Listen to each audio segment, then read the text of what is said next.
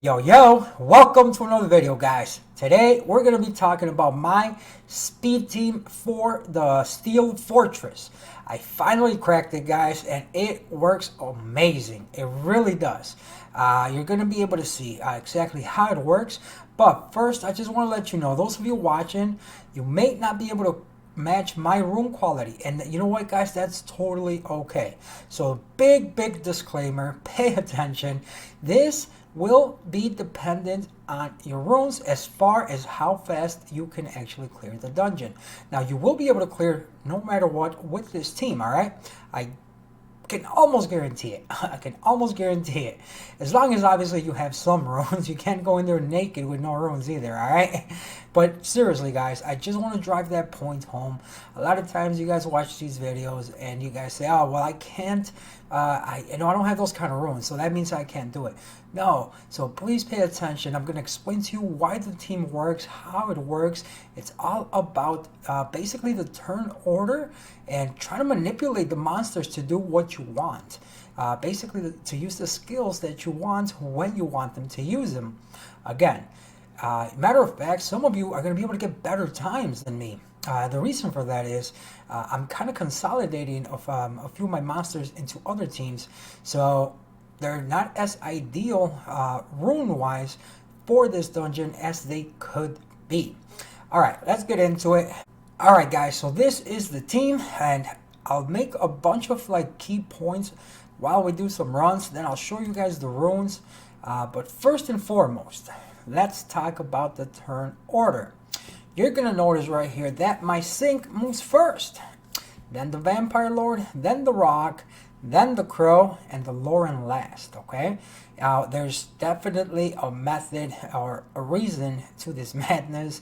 You're like, whoa, I don't think I've ever seen Lauren move last on any team. But yeah, on this one, she's going to move last. Now, you'll notice, the Crow's going to be there to normally drop that mid boss pretty quick. And I don't know if you've noticed also, but the Sink has been using his skill 3 a lot, like all the time, right? So his AI is pretty good. Boom, there we go. That is the main reason why the Sink will move first, okay? So that he can actually just use skill 3 right off the bat. And then normally what's going to happen is the Vampire Lord will either buff or he will also use his skill 2 depending on what happens. And then look, they just melt the boss. They just melt the boss, all right? Of course, you're going to say, well, what's going to happen when they derp? Okay, so let's talk about the Sink. Right there, he actually used skill 2, which is great. And he got the defense break on the 2 mid towers, which are the ones with the most HP. So that was key. So this could be a really fast run, actually. It's looking like it. And he uses skill 2 again. This could actually be the ideal run. This would be a pretty fast run. Now right there, the Crow actually burned his scar, so this actually is probably not going to be record breaking or anything, but look at that. This is like the ideal run. They legit just melted this boss. They melted him. This is one of the most perfect runs I've seen, and it actually is a new best time. 35 seconds. Live on while recording. That's pretty awesome. So this is the power of this team, guys. This is the power of this team. All right, now obviously not all runs are going to run that smoothly, right? Like I said, that was basically perfection of the team. That's how perfect this team could run. It is pretty badass. It really is. But not everything's going to go like that. There's going to be times where Sink actually either doesn't use his skill 3 to open, or because he doesn't have it ready, or it can miss, right? And then what happens if the Vampire Lord also doesn't use it? That is going to happen. So hopefully we can get a run where we see that. It's not... I'm not saying it's not going to happen. It does happen. It does happen. It does happen. Not a lot, but it does. All right. But when it does, what happens is the reason that you don't have a violent Lauren, all right, and this is one of the key things about the team. I am using my BJR5 Lauren. So you don't want a violent Lauren so that the boss can actually get a turn. to like kind of like right as the fight opens. You want him to get a turn so that he actually drops, because it's only a one turn, right? The shield and the defense buff is only one turn. So by him doing that, what happens is then the sync open up again with his skill 3, and then you just lost basically like one turn, but it's still, after that, it just goes really smoothly again. So that's why you don't want the Lauren on Violent, because if she Violent procs, then the boss is not going to get a turn, and then you're not going to be able to strip. All right. Now another key note, obviously, the Lauren, she's there so that when you do team up with her, she can actually, apply that defense break for you. That's her main reason. But also there is going to be other times where you actually want her to strip because the sync actually derped. Let's just say the sync did not apply it on turn 1, but then the Vampire Lord did. So once the Vampire Lord applies it, you're good, and then your Lauren can strip. That's why she's moving last as well, so that she can actually strip. Now you could have her move third. They probably would work, but for me, it kind of slows down the waves a little bit. See, there we go.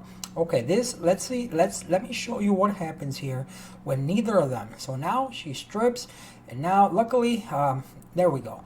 Like I was saying, the sync will actually open up, and then you'll notice actually the crow died, right?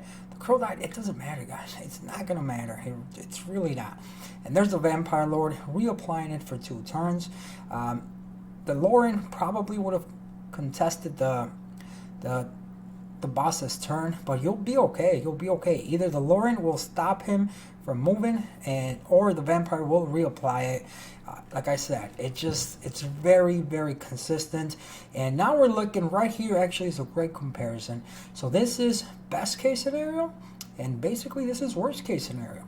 So actually, I think that's good. You basically saw the best and the worst possible things that could happen.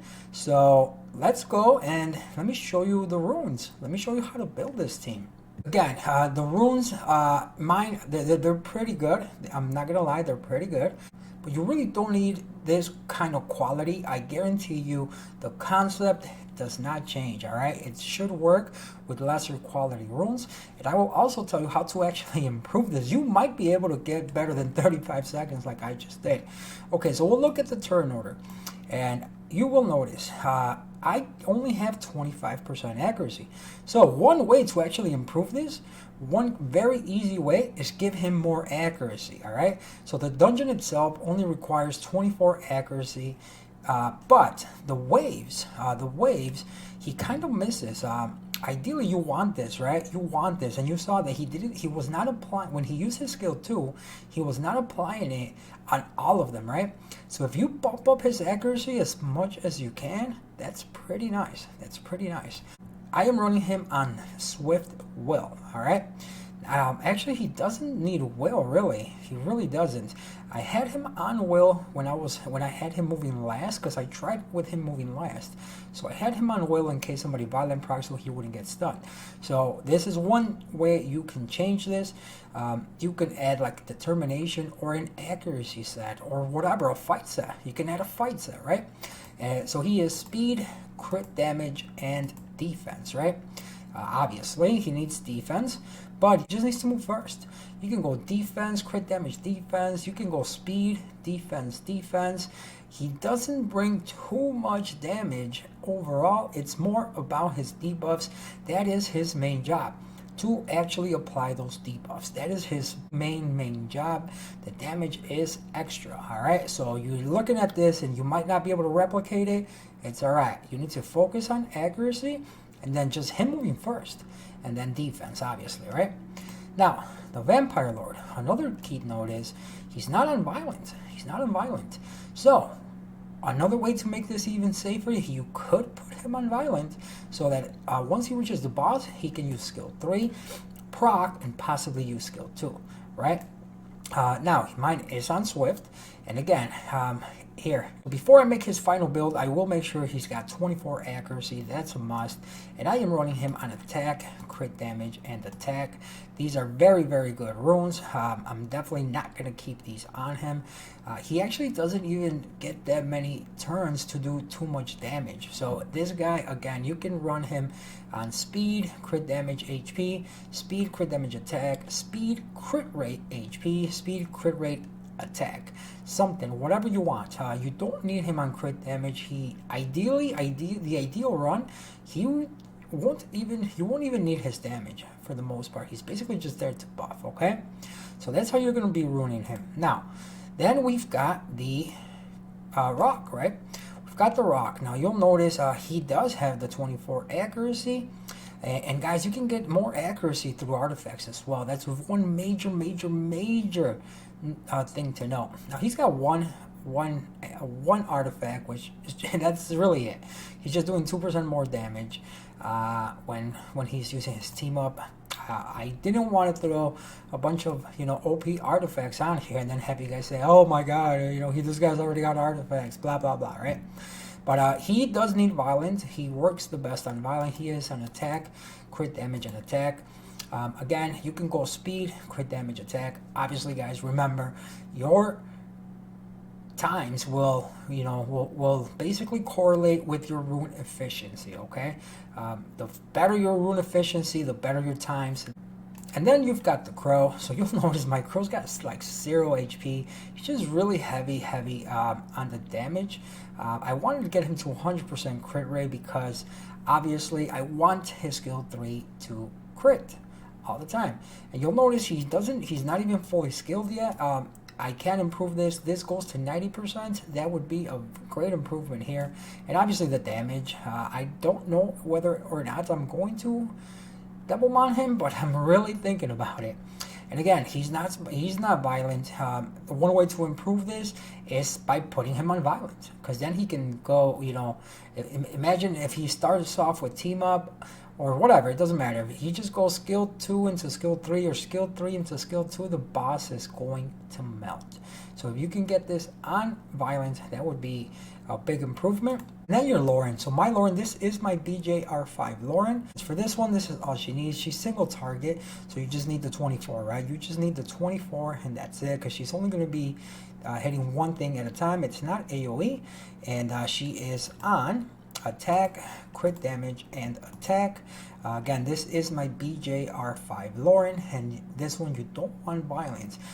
One thing to note, I did say that you could maybe improve it by putting this guy on violence. You could, but it may also backfire, because say both of these guys proc, then the towers may stun these guys, and that would just happen when these two derped to begin with, to start the fight. If they don't derp, it doesn't matter. But if you want a record time, him on violent probably could get it for you. Alright guys, so that's gonna be it for the video, man. I'm telling you, this team is awesome, man. I'm so glad that I was able to crack this.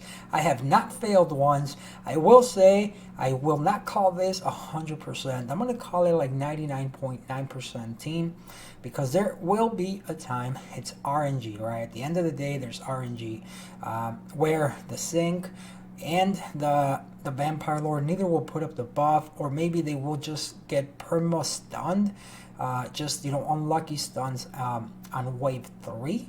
I'm sorry, at the boss maybe they could get perma stunned and we just could never get it, right? But it will require them derping about 4 times in order for that to happen, or at least 3. See, right there, neither got stunned. But had they got stunned and they had derp before, I just wanted to point that out. So that's why I'm not going to call it 100%, but I've run this at least 250 times already, and we have not failed once. I am extremely happy with the consistency of this team. There you have it, guys. This is your Steel Fortress Speed Team. If you didn't know, now you know. You know.